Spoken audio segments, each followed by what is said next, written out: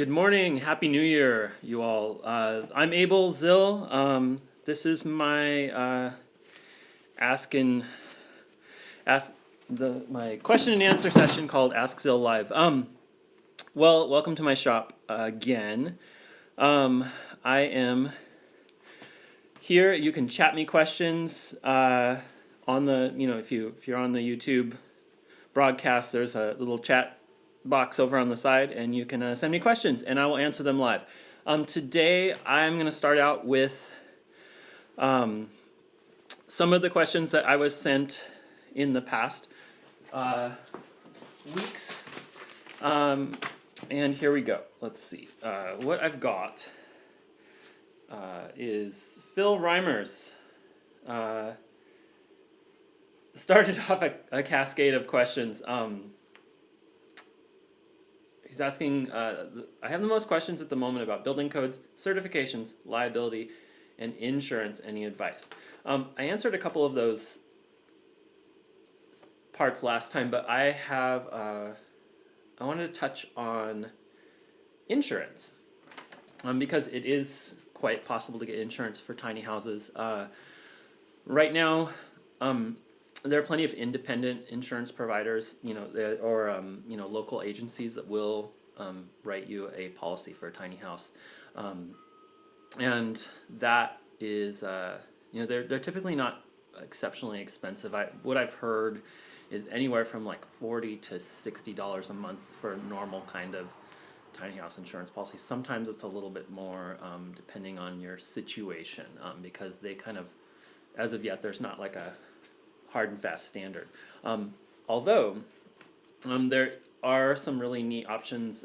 There's at least one insurance provider, and I think his website is insuremytinyhouse.com, but I'll double check that and I can put up a link to it. It's actually linked on my website, and that guy, his name is Daryl, has kind of a several different options to insure tiny houses, and especially if you have like a really unique build, and if something's not appearing as an RV or some of the other kinds of classifications that tiny houses usually get put in, you can get insurance for just about anything through like the Lloyd's of London variant, which basically means they'll kind of insure any object, tiny houses being one of them, or a super custom one, or like an art structure.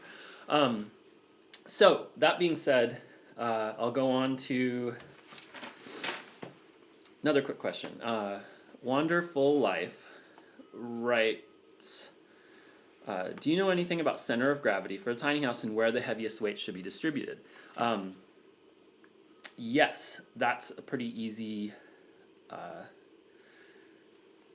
There's kind of a standard there. Tiny houses, you generally, if they're on wheels, you want 10% or a little more of the weight to be on the hitch itself, and that makes them stable and safe to tow on the road. So that's kind of like the biggest concern. So basically, how that usually works out is most heavy objects like appliances and bathrooms tend to add up, because there can be like a toilet, and if there's tile work, hot water heater might be down there. It tends to go ahead of the wheels, so in front of the wheels, so toward the hitch end of the trailer. If you do put them if you have a floor plan, you really want to put weight in the back, you should weigh your hitch before sending your tiny house out into the world, or hitching it to a truck and going down the road. Because if your hitch has a very light weight or negative weight, it can cause your house to... you're driving on the road, your trailer, this is true for any trailer, can cause it to oscillate behind the tow vehicle, and that can actually lead to a crash. So that's why the tongue weight is important. Other than that, usually things tend to stay down low in the tiny house. Appliances and such tend to be closer to the floor, so it kind of works out. And the trailer itself is, if you've got a steel trailer frame under your tiny house, it tends to be kind of the heavier part of the structure, and that and it keeps everything grounded. Okay, I will return to some of these questions later, but for now, one of the things that I see, there's some people on here. Um, one of the things that I would like to do today is drill some holes in steel, because that's one of the first kind of tricky things that you'll encounter when you start building, because you'll need to anchor to the frame of the trailer. So everybody kind of usually has to work through this moment of drilling holes. So, this kind of the things that you have to do to make that work. Because if you don't know what you're doing, you'll break your drill bits immediately. So, here, let me get set up. I'm actually going to change the direction here.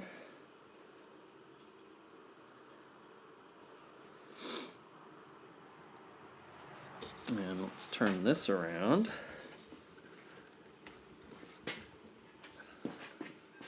There we go. Okay. And I'm just going to kind of get it honed in on what I'm working with. Hopefully you guys can see at this distance, but I also want you to see kind of what I'm doing. Okay, so this is a large hunk of steel that is exactly what you might see on your trailer. Hey there. Okay, I'll go through the normal procedure of drilling a hole in steel, and this is pretty heavy steel. You know, it's like here. Let's find out how thick it is. This is called C-channel, and we're at 3/16 there, and then it's thicker in the web. Sorry, steel's dirty. Steel's always dirty though, unless it's painted.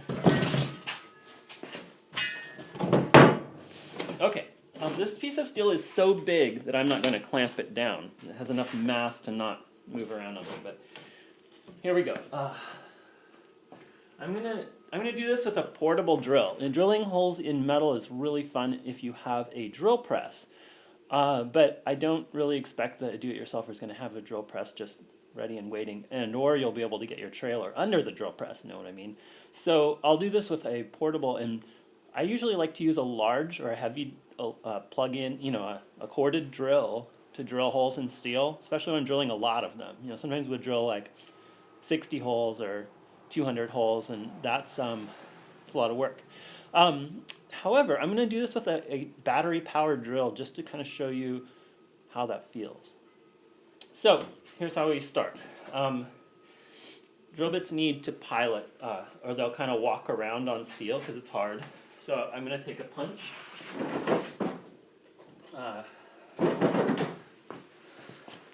Make sure you can see me. This is kind of pointy. And take a hammer, and I'm going to pick the spot that I'm going to drill. So, and that, I know you can't see that, but just made a little dent. I don't need to whack on it a lot, but there's a little dent, and that's all the drill bit needs. So say I'm going to go for also my most common anchor size, which is 3/8. 3/8 of an inch, which is actually a pretty decent sized hole. I make sure I have a full battery because it actually takes a bit of energy to drill holes. I'm running this on the slowest speed. Common mistake is that people drill steel fast. That doesn't work out too well. It burns the drill bit, and I'll kind of show you so you can see what it looks like when you're cutting properly. But basically, you always want the drill bit to be making a shaving of steel. If you're not making like a curl of steel, then you're not cutting, and you should change up and figure out why, what you can do to keep it cutting. As long as you're cutting a solid chip of steel, your bit's going to hold up. When you start kind of bouncing along or squealing or grinding, you're kind of burning the edge off your drill bit.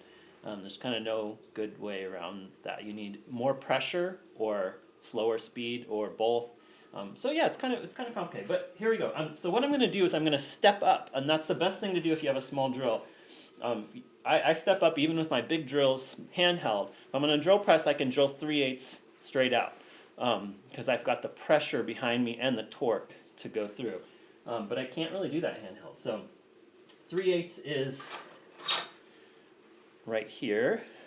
I'm going to save that aside. I'm going to do one that's like half that size. So, or maybe like a quarter. A quarter is hand drillable. So I'm going to chuck this in. Anyway, this is a really valuable skill to have in life. And one that a lot of people, take a while to figure out. So now my drill bit will pilot in that hole. I'm going to kind of set it in that little dot, and I'm going to put a bit of as much weight as I can, and straight behind the bit. If you press back here, it's going to flex a bit, and you can brake just by flexing it. But I'm putting it on the back of the drill, and I'm cutting a chip. Okay, that's great. Let's see if I can't.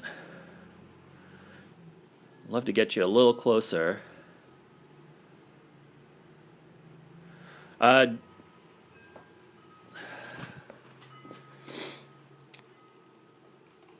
Jenny Nor, hope I said that right, asks, catch me up. What question is he answering with the piece of metal he's drilling? I am showing a basic metal drilling because it's something you'll use early on if you're building your own tiny house.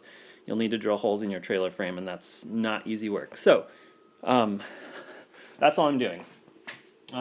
So we cut a chip. I'm going to take some oil. You use cutting oil. You can also use like any other light oil. Cutting oil is made specifically for drilling, and I'm going to bear down. And notice I'm going slow.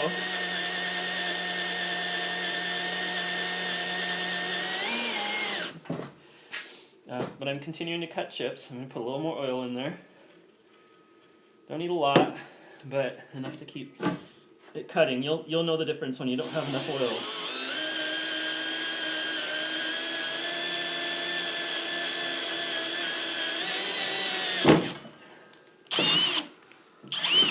Okay, that worked out really well. That cut right through, and that's 3/16 of steel. So now that I've got that 1/4 inch hole, and I had to put a bit of weight on it, and I'm relatively strong as people go. So if you're lighter weight, if you haven't done this before, start off with a smaller bit yet. Like start with an 1/8, go 1/8, 1/4, 5/16, 3/8. Just step on up. It's a lot easier that way. So anyway, that was a 1/4, and I'm going to switch right to 3/8 because I think I can do that anyway. So as the bit gets bigger, it's going to have more ability to. I'm putting it on the bit. I can put it on the hole too, but whatever works. Sometimes when the holes are bigger, I end up sticking a little on the end of the bit. Okay.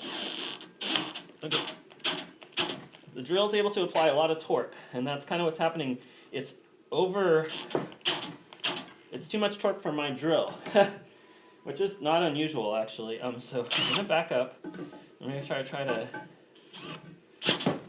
Yep. Okay. So it's cut such nice big chips here that it's temporarily kind of stalled. I'm gonna knock the chips off, and I'm not gonna hurt my drill bit anymore. But I need a more powerful drill. If I can get a drill that'll bite, then good to go.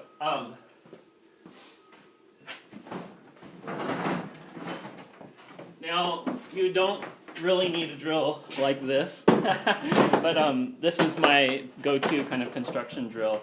It does have plenty of torque. This is a large right angle.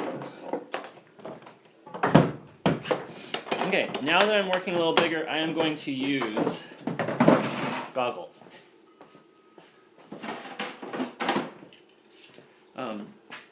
You can use a good quality, like, the pistol style plug-in electric drill. They have plenty of torque. Just make sure you're slow. Those tend to go pretty fast. Make sure you have one that has a speed control so you can turn it way down. You can go faster when you're drilling wood, but for metal, it's really important to keep it slow. And the cutting a chip is what it's all about. Countless millions of drill bits have been sacrificed because people don't know to slow down. But if you talk to a machinist, they'll say that these drills are way too fast. You know what I mean? But they usually use large equipment. So okay, so there's that. I've got it on its slower speed. Actually, now that I have a lot of torque on my hands, I'm going to clamp down my piece of metal to be safe. Here we go.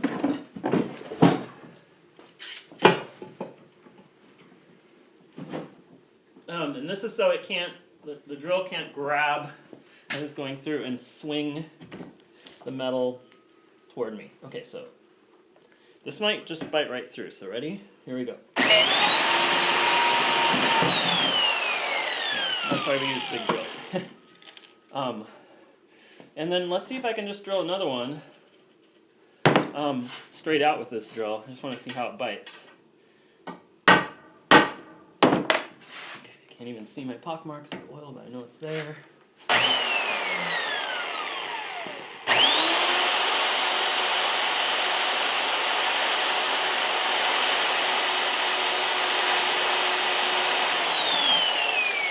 Okay, I'm cutting chips, but it's kind of, I'd rather I cut a little faster, so I'm going to come back with a littler drill and do that pilot.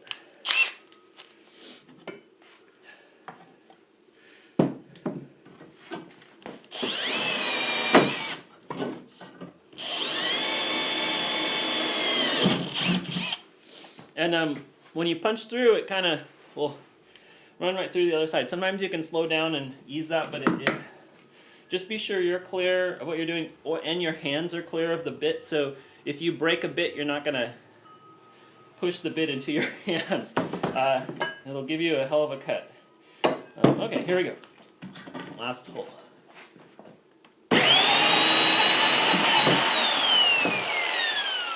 It's normal for the oil to get hot and kind of burn or steam away, but if you're making so much heat that the oil's like smoking all the time, then you just kind of have to stop and let things cool down. Really, you don't want to create heat, you want to cut chips. All right, we made some holes, and let me show you what you can do with these holes.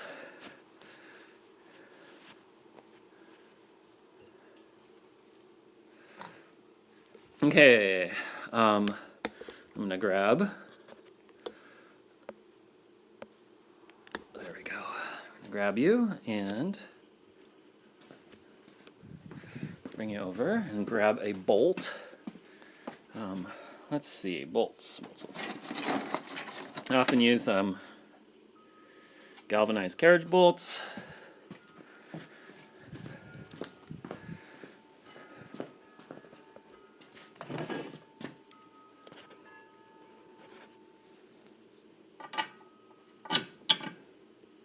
.3/8 bolt goes right through those holes.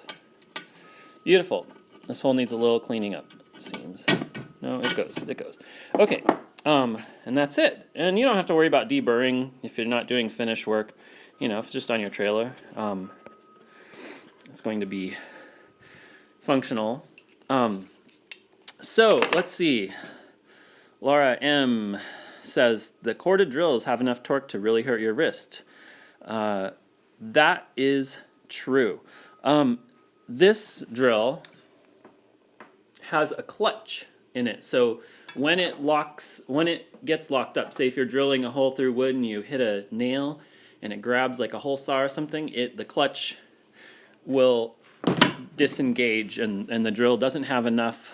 The drill itself has enough muscle to like throw me across the room, really, but the clutch will keep it from doing that, and it'll keep it from hurting me. So this drill's good. There's a traditionally used drill in like electrical and plumbing called a Milwaukee Whole Hog that, at least in the past, never had a clutch, and there's many people who have broken their hands and wrists because the drill binds and traps their hand against the framing lumber or something else. So drill injuries are common with those older drills.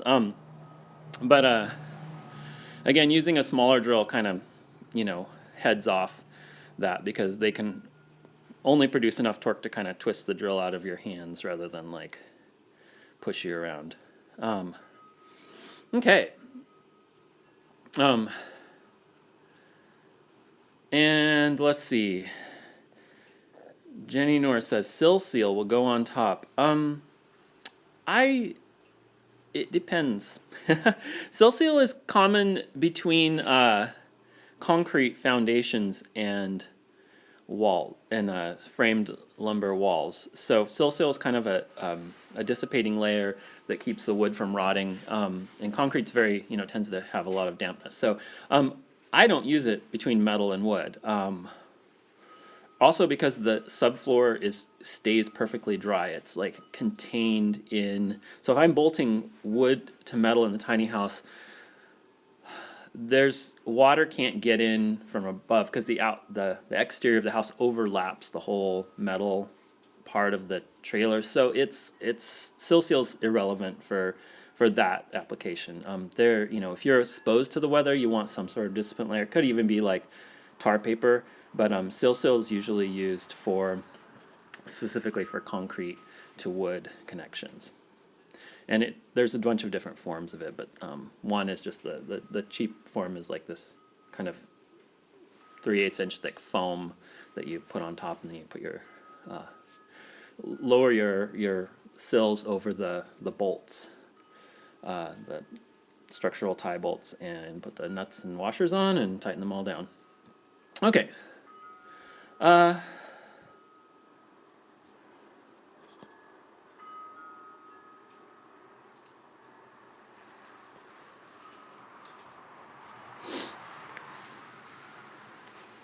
Okay, somebody asks, what's the weight of the fortune cookie? So I'm wanting to build one of these in Germany. I built one 18 feet long that was about 7,500 pounds. That's not with stuff in it. So if you loaded your stuff into it, you can easily put on 1,000 or 1,500 pounds.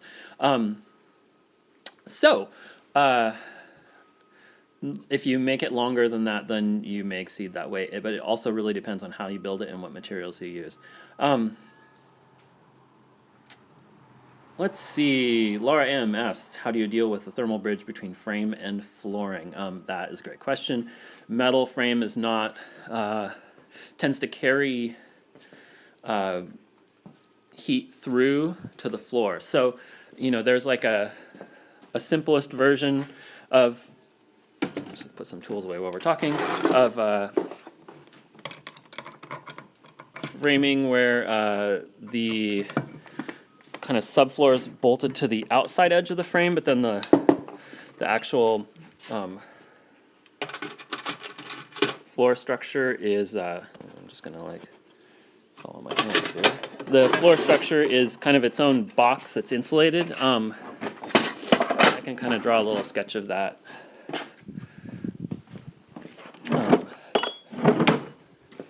It's so much fun to have drawers in a workshop.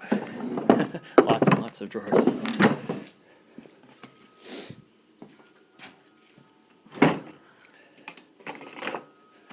Okay, that's probably good enough for now.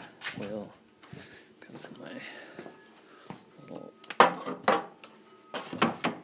finish section. And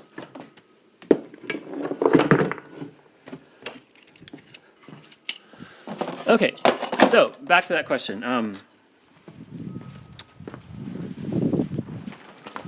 The thermal break.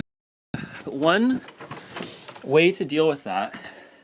Oops, I need my thing that holds my camera up so I don't have to hold it with one hand. I see my rates dropping a little bit, guys, so I'm probably breaking up right now. I'm going to wait.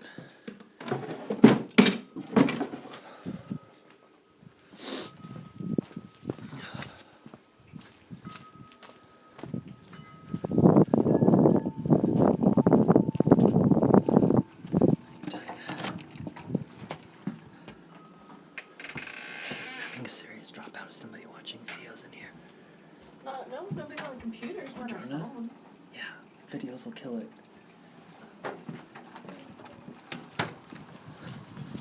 Okay. Just opening up some internet for you, so I come through. It should be gradually coming back in.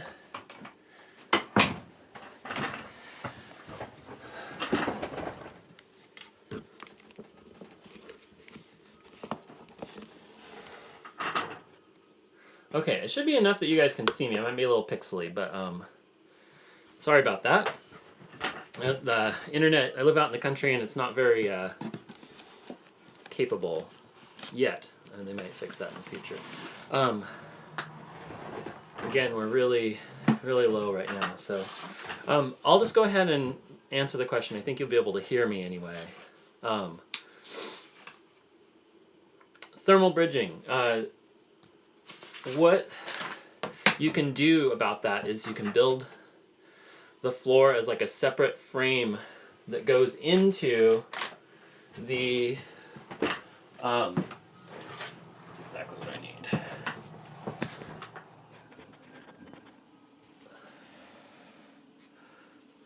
Wow, my internet is really slow right now. I apologize for that.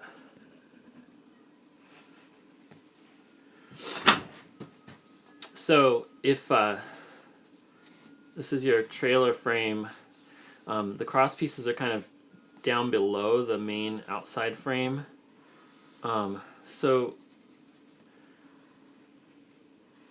that represents the metal frame. You build the floor as like a box. Some people build it and put like aluminum over it, and I think that's unnecessary if you use the right kind of insulation.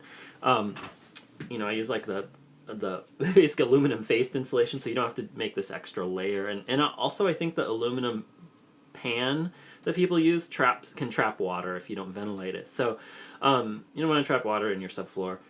So it's better for it to breathe than not. So then you build the floor. I frame the floor, you know, like normal. And how deep it is depends on your trailer frame. And then you can insert that frame, you insulate it, and insert it in, insulate it. So then it sits inside of here. And then the only, you know, kind of thermal communication is under your walls themselves, which will kind of sit on top of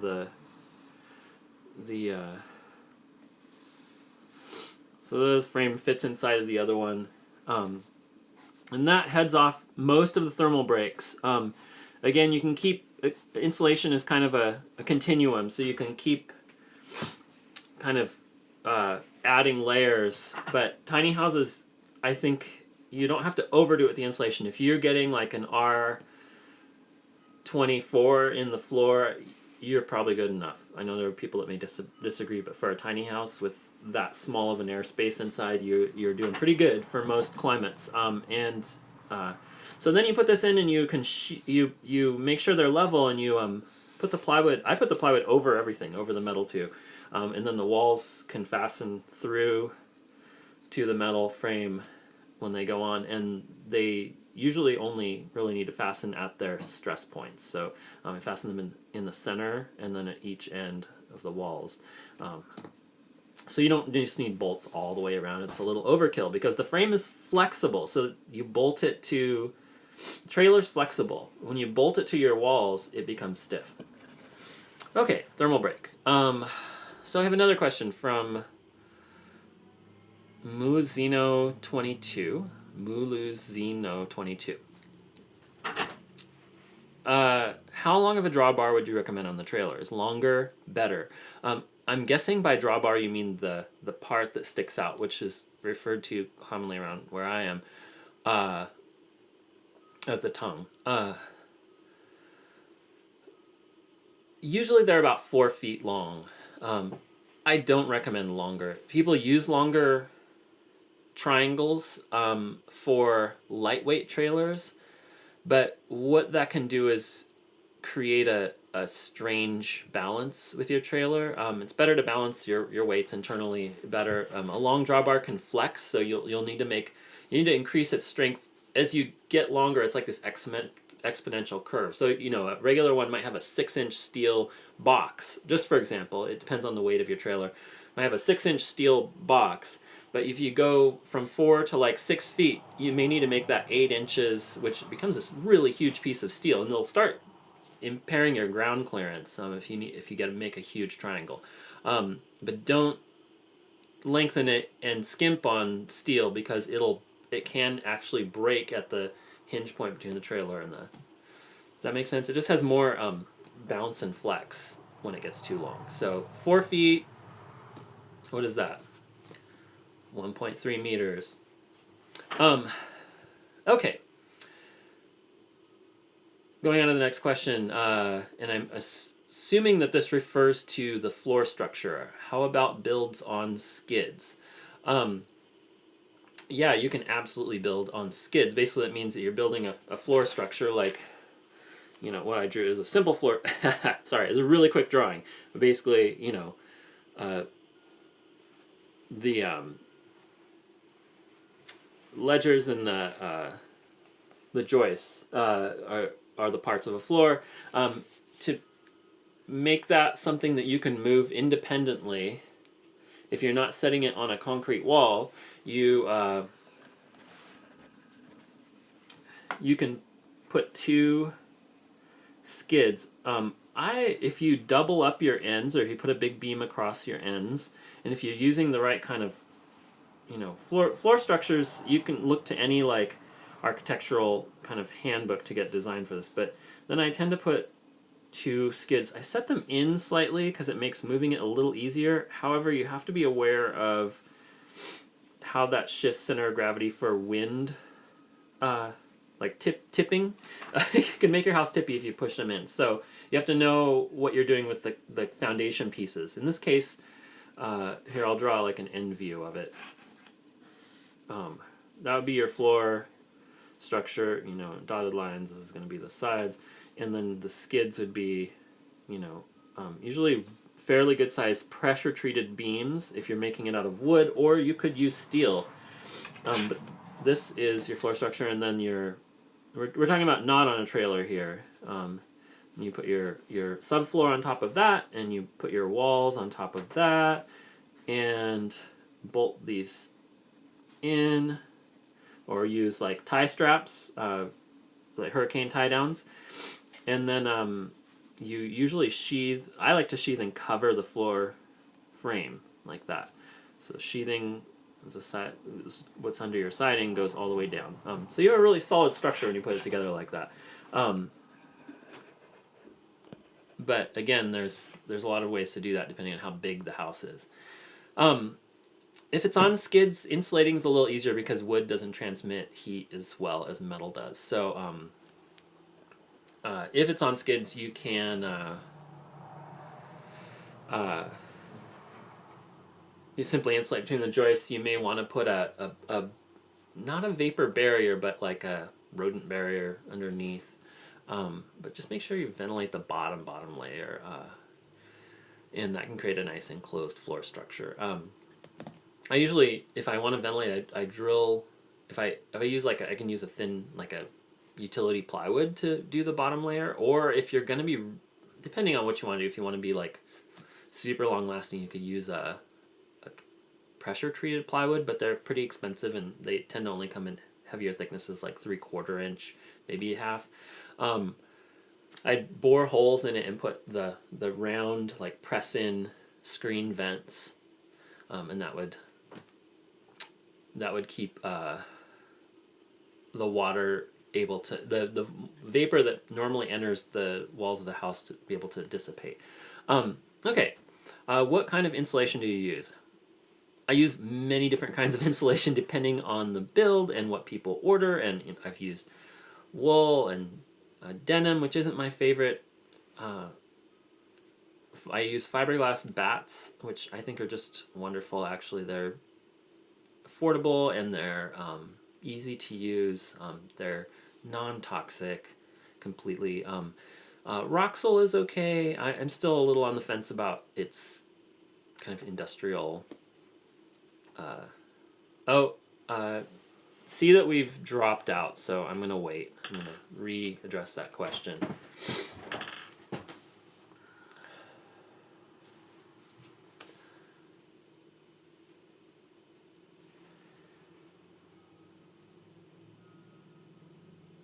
I'm going to take a short break while the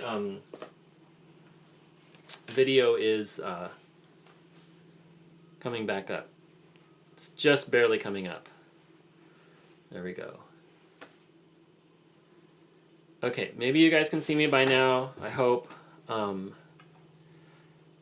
getting a kind of a Okay, it's kind of caught up. I'm a little behind. I'm a little laggy right now. So hang on. I might be able to address this. So I'll be right back. You guys can stare at my first aid kit.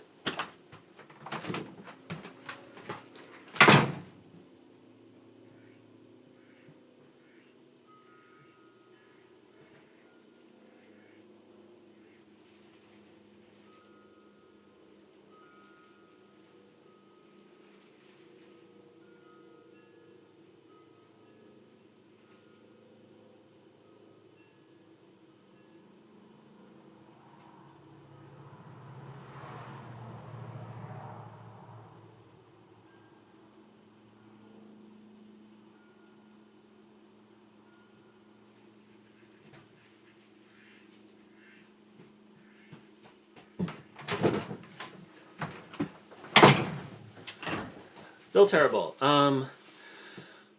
Okay, guys, due to really patchy internet, I am going to pause for just a little while here, and I might see if I can clean up. Well, here it comes again.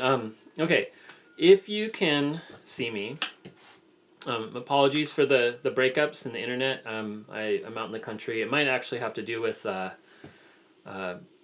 bunch of internet use that's going on. I'm out in a kind of a bottleneck. So if you can see me, I will try this again in 10 minutes.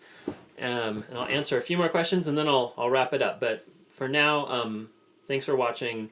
This is Ask Zyl Live. I'll be on every Sunday, as long as I can manage it, to answer your questions about building tiny houses. So, come check me out. Come subscribe to my YouTube channel if you want to get notifications about that and any of the video tours that I put up. Also, I put pictures of houses that I've built and I'm working on up on my Instagram. That's at Zyl Vardos on Instagram.com. Okay, thanks guys, and we'll try again in a few minutes.